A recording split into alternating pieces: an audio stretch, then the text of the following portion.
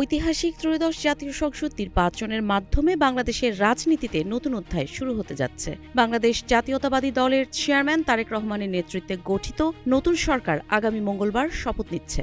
আর এই শপথ অনুষ্ঠান ঘিরেই তৈরি হয়েছে আন্তর্জাতিক মহলে কূটনৈতিক উত্তেজনা।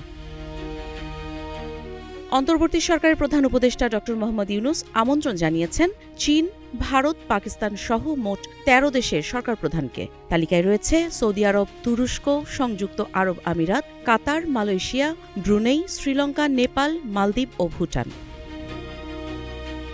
১৭ ফেব্রুয়ারি মঙ্গলবার বিকেলে জাতীয় সংসদের দক্ষিণ প্লাজায় বসতে যাচ্ছে শপথের মঞ্চ।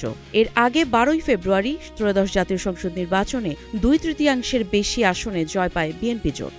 সকালে নবনির্বাচিতদের শপথ পড়াবেন প্রধান নির্বাচন কমিশনার এএমএম নাসির উদ্দিন। সব মিলিয়ে নতুন সরকারের শপথ আর একই মঞ্চে আন্তর্জাতিক পরিমণ্ডলের সম্ভাব্য উপস্থিতি বাংলাদেশের রাজনীতিতে উন্মোচন করতে যাচ্ছে এক তাৎপর্যপূর্ণ কূটনৈতিক অধ্যায়ের নতুন দিগন্ত। কাজী ইশরাত জাহান দৃষ্টি, নাগরিক প্রতিদিন।